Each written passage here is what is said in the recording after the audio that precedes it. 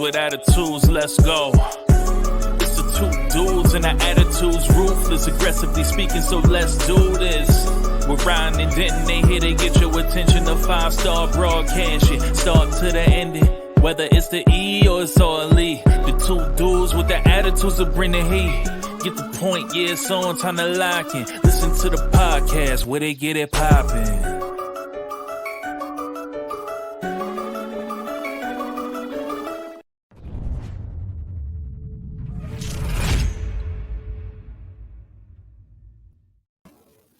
Happy New Year. It is two dudes with attitudes, the first of the year. Happy 2024 to everybody, and thank you for tuning in once again. As always, I am the new improved, trying to bring bandanas back, heartbreak dude, Denton, the dude of Wrestle Talk. And with me, as always, is my right-hand man, the king of the gingers himself, just a dude who enjoys wrestling. Mr. Ryan enjoys wrestling. What's going on? How's your New Year going so far after one day? So far, so good. I am the same person I was in 2023, so I will try again in 2025. So there you go. Yeah. Good job. Yeah, I've already failed on all my resolutions. But already? Said I wasn't going to drink soda this year, and first thing I did this morning, just by not even thinking about it, I popped open a Diet Coke, and I'm like, God damn it! So yeah, completely. That's funny. It was just like force of habit. I just walked down to the fridge, grabbed, and I was like, wait a second. I said I wasn't going to be doing this anymore. Yeah. I mean, so I'll start tomorrow. Right? I mean, yeah, there you go. You got a whole 364 more days. You got this. Yeah, it's not a leap year, right? Yeah, you got this. No, it is. It is a leap year. Oh, so you have 365. Yeah. So you still have a whole year. I'm good. You got a whole year, yeah, man. I forgot about it. All right. I bought myself some extra time. Oh, man. Well, good. I'm glad you're getting your New Year started. My New Year is for us to get it on and pop it on this site.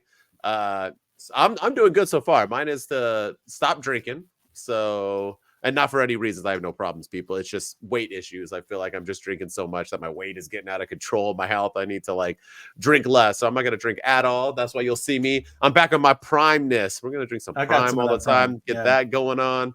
Gatorade, water, stuff that's good for you. And maybe I can bring bandanas back in 2024. We're going to see.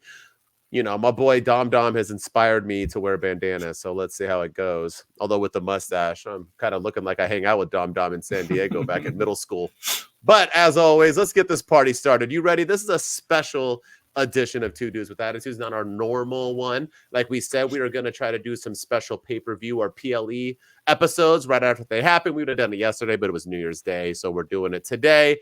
And oh boy, did AEW end it off strong. This card is all over the internet. We got title changes. We got new champs. We got champs defending. We got people leaving. We have the reveal of the devil in his posse, all in a very short 17-hour show. And let me run through it, and then we'll talk about it. You ready? Yep.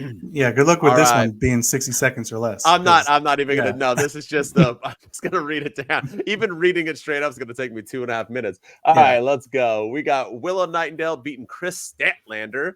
We got Kill Switch, who won the Battle Royal. And those of you who don't know, because I forgot who Kill Switch was, that is Luchasaurus. We got Hook beating Wheeler Utah. We got the Blackpool Combat Club beating, and with Daniel Garcia and Mark Briscoe beating Jay White, Roosh, Brody King, and Jay Lethal. We got Miro beating Andrade El Idolo. There it is. El Andrade. Yeah. That name's gone anyway now. We'll talk about that pretty soon. The Timeless One beat Riho. We got Swerve Strickland. He went ahead and beat Dustin Rhodes, of all people. We'll get into that. Sting, Darby Allin, Chris Jericho, Sammy Guevara beat Big Bill, Ricky Starks, Don Callis family. We got Julia Hart beating Abaddon. We got Adam Copeland beating Christian Cage, to only then have Christian Cage beat Adam Copeland by taking Kill Switch's briefcase and making it his. We have Eddie Kingston being the first ever Triple Crown winner and winning that belt, which is actually not that ugly. AEW always kind of has good looking belts, but he is now the Continental Classic champion. Is it the Continental champion or the Continental? It's the Continental champion. Right? Okay, the Classic was the tournament. Champion. Yeah. He's a Triple Crown champion, and we ended it up with the news of the week. Samoa Joe beats MJF via referee stoppage and clean AF. No interference at all. I'm going to let you start. We'll go through this however you want it. What do you want to open up with? What do you want to say? You want to talk about the banger? Or you want to work our way up? And let's work our way. We don't got to talk about it all. There are some things that don't need to be talked about. But what were you? So what are you feeling on here? Yeah, this whole pay-per-view, it felt like I mean, and going into it, there was a lot of cloud. There was a cloud of controversy hovering over this event, even going into it on Saturday, because there was some stuff spreading around the internet, and stuff spreads like wildfire Yes, it about is. Chris Jericho and some sexual assault allegations, and it all started with somebody comparing him to Harvey Weinstein, which, ironically, today, Tuesday, January 2nd, that reporter that said that is now trying to walk it back by saying, "Oh, I was misinterpreted. I was misquoted," even though he had 4 days to do so and could have cleared it up right away, but he didn't. And it's the same reporter that started the whole brawl out thing that CM Punk called out at the press conference. Like, you fancy yourself a journalist, right? Well, then you would know that not friends with Scott Colton anymore, and that's what led to the whole thing. So there's some allegations about Chris Jericho, and even in that match, in the 8-man tag, people were singing Chris Jericho's theme, but then every time he was in the ring, he was getting booed, and the crowd chanted things like NDAs. Some people were chanting CM Punk. Some people were chanting. There was some other controversial chants that they were doing too, but it was just, to me, it just was not a good day for AEW, and the fact that Chris Jericho's team. That Chris Jericho even went out there and again, it's really hard to, because it's all unsourced and nobody has come out and come forward with anything official. So I don't blame Tony Khan for sending Jericho out there and having the match go on like normal. But that crowd was all over Jericho. And I just kind of felt like it was a cloud of controversy hovering over this event. And I think it kind of led to some negativity going into the event. Everyone was, all over X, even in the post media scrum on YouTube, AEW turned off the comment section because I think people were just blowing up about the sexual assault stuff, even though there's no circumstantial evidence or anything about it. So I think going into it, it was just not a good day for AEW. And then the event was just kind of meh in general. Yeah, I harp on TK a lot, and I'm going to harp on him a lot today.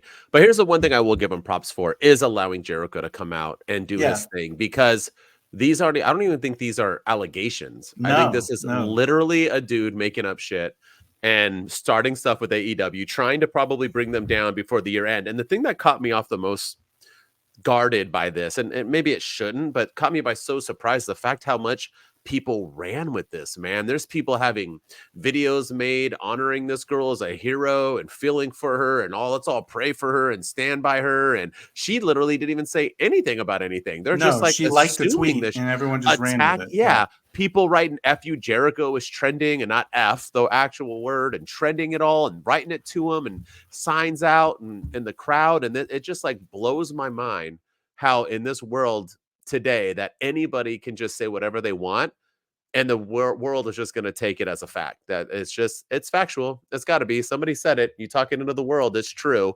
And that's what's sad about today and the world that we live in today, is that we allow things like that to happen. I'm just surprised by it. So I'm glad they sent him out. I know people are saying because they're best friends. I don't believe TK and Jericho are best friends, but I do like the fact that, you know what I mean, that at least he allowed him to come out. And I love your special guest, by the way, although she seems a little antsy. Yeah, she is going a little crazy over here. She she's going to watch Paw Patrol. She can't hear me, but no, she can't.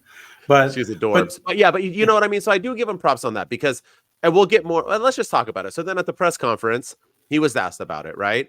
And I wasn't offended by his response, because basically he says, I'm not going to go off of internet nonsense. I forgot what his quote was, but it was something in the sense of unsourced rumors. Yes, they're unsourced rumors on the internet. Why am I going to acknowledge that? There's no point, not to waste my time.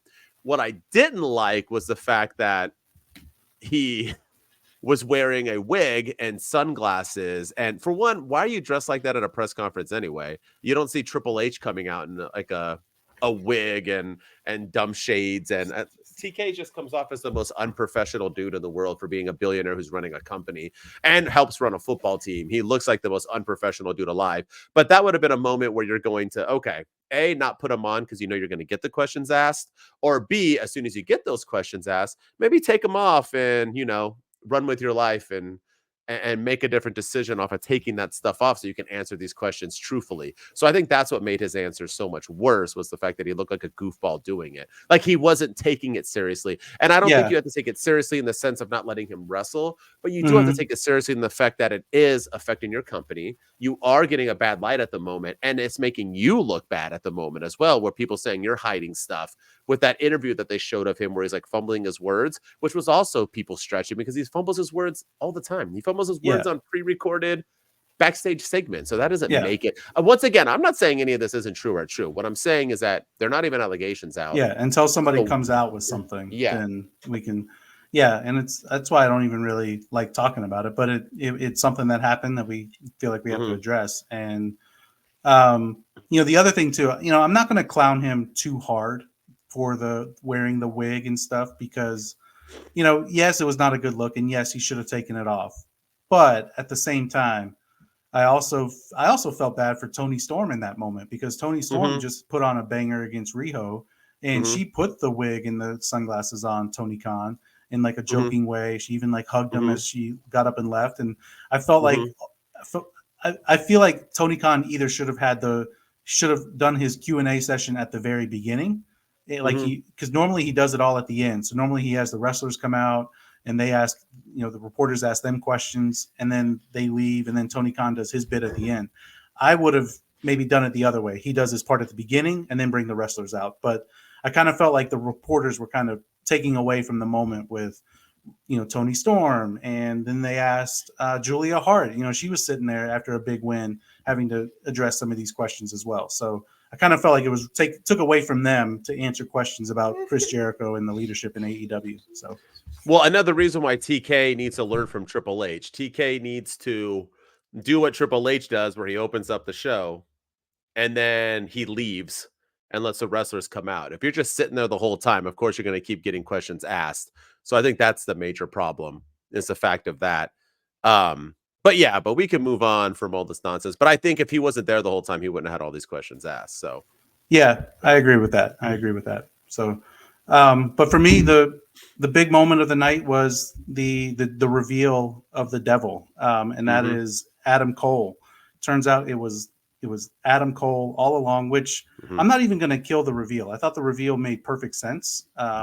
He kind of hinted at it the whole time. Yeah, sorry about my kiddo. But yeah, they hinted at it the whole time. They left breadcrumbs saying that it was going to be Adam Cole, and I'm not going to kill the reveal, but it was the execution behind it. The fact that Adam Cole came to the ring and was being held by the Devil's henchmen, and then the lights go off, and then he's sitting with them. I wouldn't have even had Adam Cole at ringside. I told you this before. I would have had him. I would have had the Devil's henchmen beat up MJF, and then the lights go out, and then out comes Adam Cole. Perfectly fine, no crutches or anything, and they beat up MJF again, because it just kind of killed the moment for me with the shock value of him being out there, and then all the love and accolades Adam Cole was giving MJF during the match. And so I didn't like the execution of the reveal, but I didn't mind who was in it, except for Wardlow. Wardlow didn't make any sense, but it was Roderick Strong, Matt Taven, Mike Bennett, Wardlow, and Adam Cole. So it's but I am curious where they go with it now, because now it's going to be non-title. So MJF and Adam Cole are going to feud for no belt, and then and then Wardlow wants a title, but they let Samoa Joe win the belt, and they didn't do anything with Samoa Joe. And then, like MJF is apparently taking time off, or he's left the company. So are they going to, we don't really know which way they're going.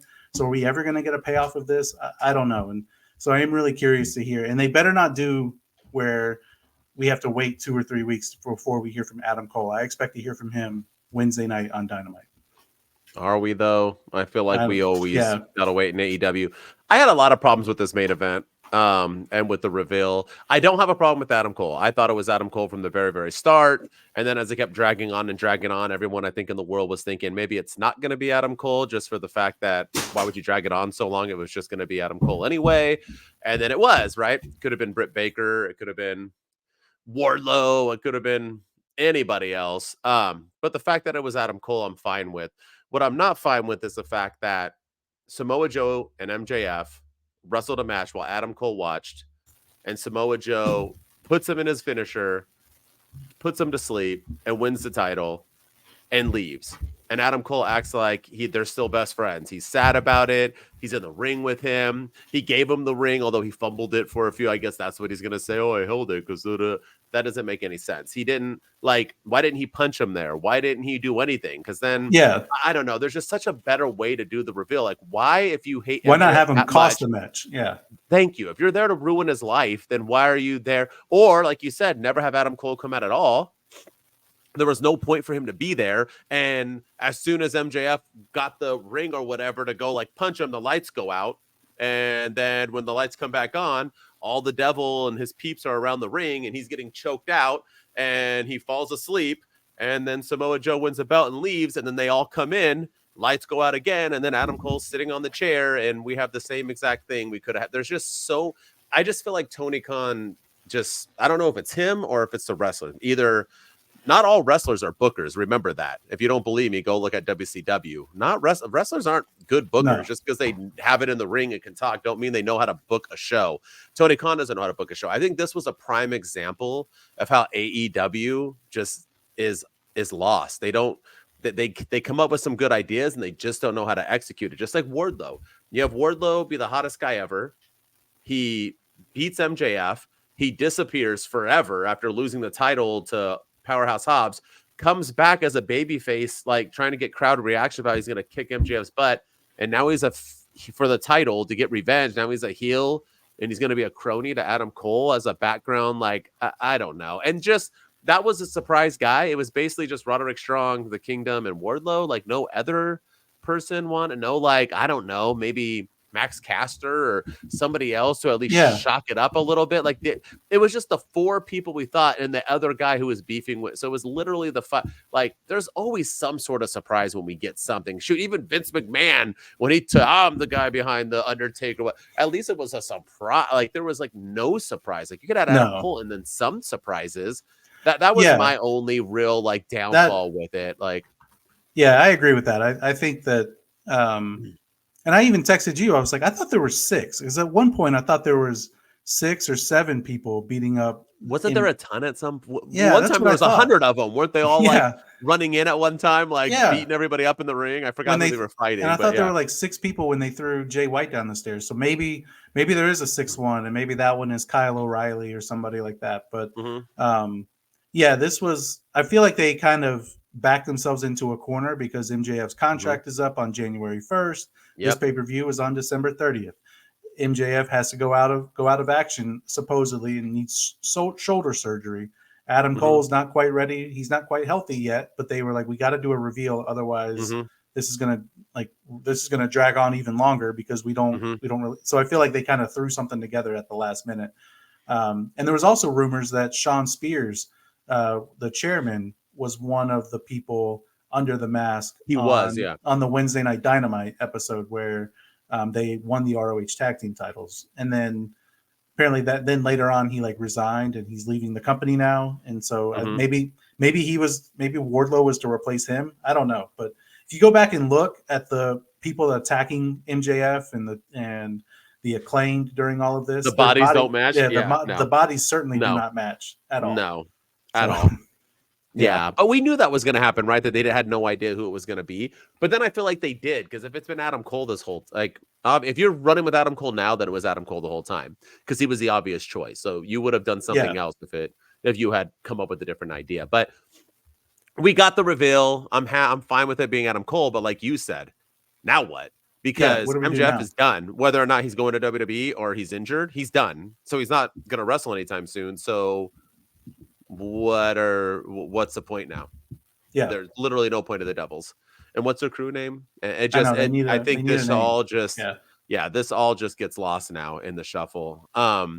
Let's talk about the other elephant in the room, and that's Adam Copeland versus Christian Cage. They have a good match, right? Just as good as their last one. There are a few botches, like when they threw Nick Wayne through a burning table, but he missed the entire table. Nick Wayne sold it like a beast, though. At least he pretended like it was a huge thing. But basically, Adam Copeland beats Christian Cage with his same move, with his actual finisher, the kill switch, and thus leading to kill switch coming out, Luchasaurus, to cash in what he won earlier from the Battle Royal, and he hands it to Christian, who then cashes it in and beats Edge or Adam Copeland in about 2 seconds.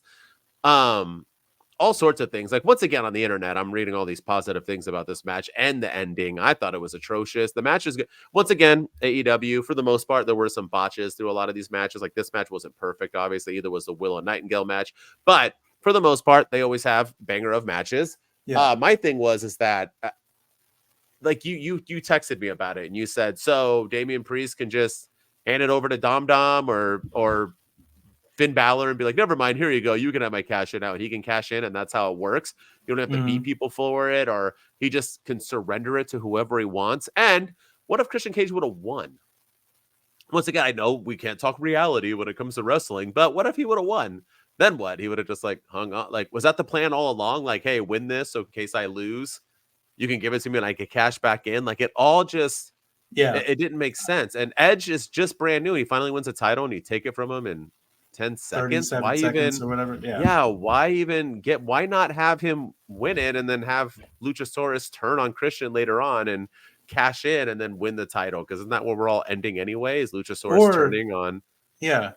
Or don't do it all in one night. You know, let Adam Copeland win the belt and then go to Dynamite and have Christian Cage come out and cut a promo and basically say that he was robbed and he wants to make it right, and then and then he talks to Kill Switch and he talks Kill Switch into giving him the contract. At least there's like some sort of reasoning behind it, and then he cashes in on Adam Copeland somehow, and then they beat him.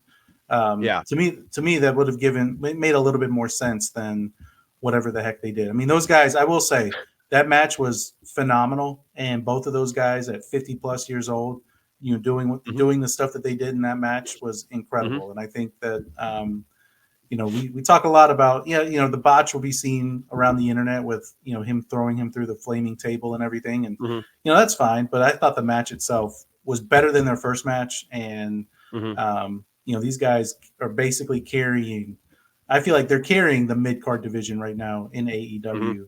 And they're doing so at 50 plus years old, which is pretty insane. Yeah, but once again, like I said, with these matches, it's all rinse and repeat. If you see one AEW match, like every single AEW and not match everyone has to go 35 minutes too. Yeah, they all do. They all go the same amount of time. They all the same type of match. They're all it's just like the same freaking. Like, I guarantee you, when Swerve had his match against Dustin Rhodes, it was the same exact match that he would have had against Keith Lee. It's just the same, like, rinse and like they just do the same thing. So with that said, Keith Lee, you'll let you talk about it, because I don't understand. Like, did he get injured on Dynamite? Like, or I don't. So apparently Keith Lee, who has been built, you know, let's everyone be reminded that he has been built for this match against Swerve over the last calendar year. But apparently the day of the show or the day before, he's been working through some nagging injuries, and he's been working through they never specified what the injury was, but he went to the AEW medical facility and they treated him, and they said that they didn't feel comfortable clearing him for the match.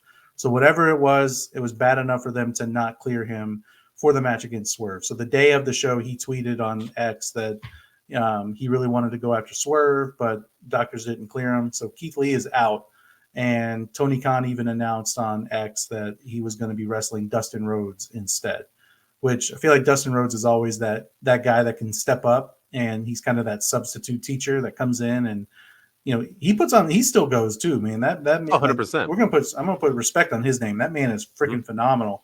But yeah, him and Swerve, the match was fine. Swerve got the win, but it didn't feel the same. It just kind of felt like we don't really have anything else for you, and you couldn't have anybody else besides Dustin Rhodes. You couldn't have had one of Keith Lee's boys, or you couldn't have had, you know, Brian Cage or somebody like, I don't know, somebody that, you know, that Swerve has some history with. So that way there's still a little bit of a story behind this match. But again, it just felt like a random pairing, and the match was fine. There was a cinder block spot that looked really rough. And then Dustin Rhodes everybody flips the bird now in AEW, and he flipped him the bird, and Swerve Strickland just went into, I guess, just final boss mode and just beat the snot out of him from there, and then pinned him 1, 2, 3, and it looks like his New Year's resolution coming in at the media scrum after the show. It's not to win the AEW World Championship. He said that he wants to wrestle Bryan Danielson and get that win back that Danielson got over him in October of this year. So I don't know. I don't know what the plan is for Swerve. I don't know where they're planning on going, but the man is freaking fire. He's phenomenal.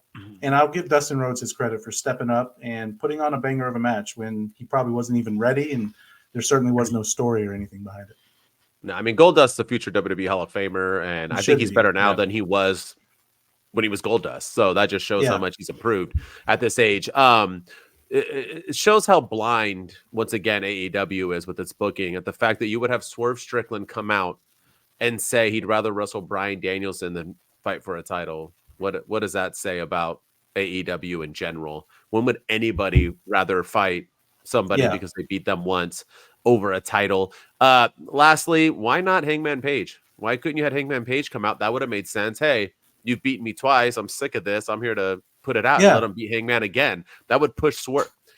Keith Lee was going to do nothing for Swerve, and Dusty Rhodes does even less for Swerve. And look at what it did. Now he wants to fight Bryan Danielson and not even face for the title. So, all right. And speaking of titles, let's end it on this. You ready? We got Eddie Kingston, Jon Moxley. Eddie Kingston wins with probably the worst, laziest finisher in the world, the spinning back fist. It looks like he's drunk when he does it.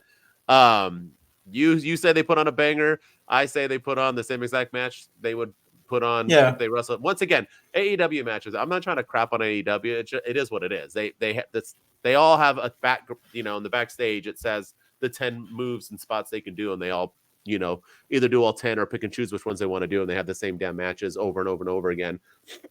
The match was fine. Eddie Kingston was fine. I thought it was funny that after the match that Eddie Kingston said that he is ready to bring back the vibes from the Monday Night Wars and this and that, and that's what we're going to be doing and this and that. Well, sorry, Eddie Kingston. Once again, I know there's 1,500 people in this world that like you and they think you're awesome. And I think you're an awesome human being. I like you, but this ain't it, bro. If Jon Mox would have won it, then maybe I can buy into the vibe that, hey, I'm going to bring back that. But Eddie Kingston, I know you. I know Patrick. I know people that love him. Like I said, there's at least 1,600 people that really like Eddie Kingston, but the dude ain't it. Him winning the title did nothing for me. Him holding them all up did nothing for me. I get that we're supposed to respect him because he's us.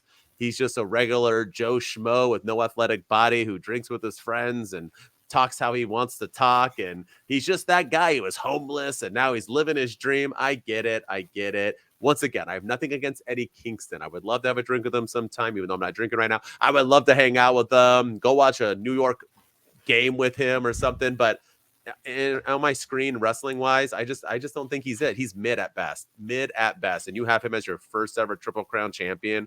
This is how we're boosting the ratings in AEW. This is how we're going to get over the hump, that 800,000 hump that we're stuck at on Dynamite. Is Eddie Kingston? Yeah. I mean, am I wrong, or am I being mean, or am I being an AEW hater? Like, I don't see how this is evolving AEW. But I also don't see Samoa Joe evolving AEW. And I'm a huge Samoa Joe fan. You can track me. I've never said one bad thing about him. Do I think he's going to change the game? No. I don't think AEW, before you talk about this thing, did anything to evolve itself past what it was already at all. Nothing on this card, even the double reveal, nothing on this card has evolved AEW to the next level or started spiking him up. None of it. Nothing. This was a pay-per-view that happened. The end. Yeah. The only thing I can say from this pay-per-view that I think maybe might change things up is there were 3 women's matches on the card, and that's one of the things that Tony Khan has really struggled with, is pushing the women's division. Now, were the women's matches any good? Some of them were left a lot to be desired.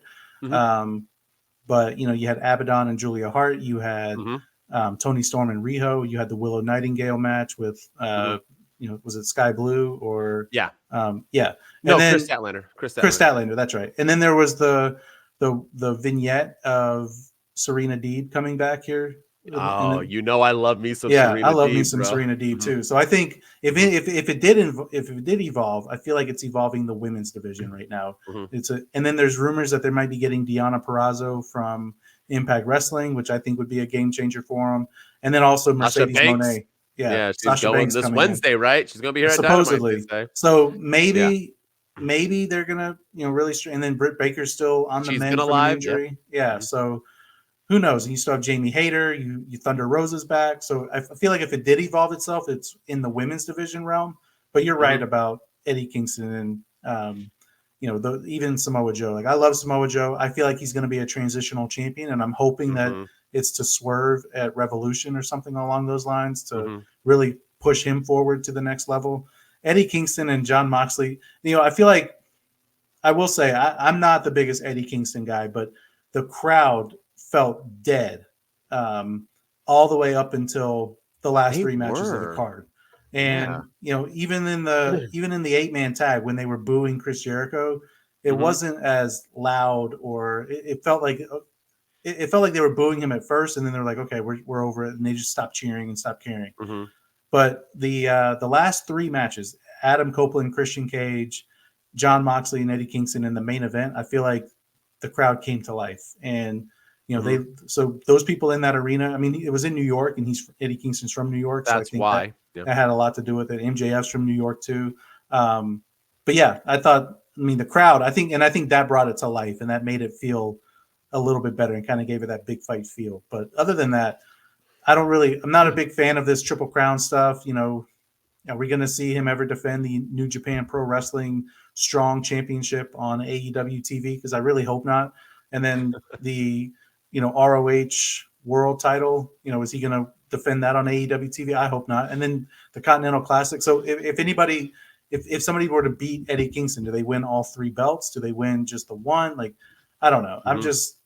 I'm really more confused. But the last thing AEW needed was more titles, and I feel like this is just another title in the organization. He announced a possible women's tag team titles too. That dude loves. I'm telling you, he's a fan. He loves titles. But Yeah, I actually thought the main event didn't get that much. I thought when Samoa Joe won, the crowd was pretty silent. Maybe it's due to being stunned, and they started chanting, "This is what" after the oh match, yeah, which is never a good sign for Samoa no, Joe that they're yeah, chanting that. That wasn't like oh, the bad guy won. No, that was like why the heck did you guys just give him the title? That's disrespect. And then when the reveal happened with Adam Cole, I didn't think the crowd was that. There was a pop, but I didn't think it was yeah. deafening or anything. I thought the show That's ended true. on a very low note. But yeah, Kingston did get a good pop. I will give you that. I mean, the AEW, like I said, Mox and Kingston, yeah, AEW fans love them 100%. But if you're going to ask 70% of WWE fans are going to have no idea who Eddie Kingston is. And when I mean the Yeah, evolution, evolving is what I mean by evolving in ratings, getting over that hump. And even though they will work on the women's division, hopefully they can get it popping. That once again isn't going to help them with the women's division being better. Isn't going to help them with ratings. It'll that's help them true. with Yeah, treating the women better, maybe having a better product, which can possibly get them to where they need to go. But I just feel like this was like their moment. We said that beforehand, and I know.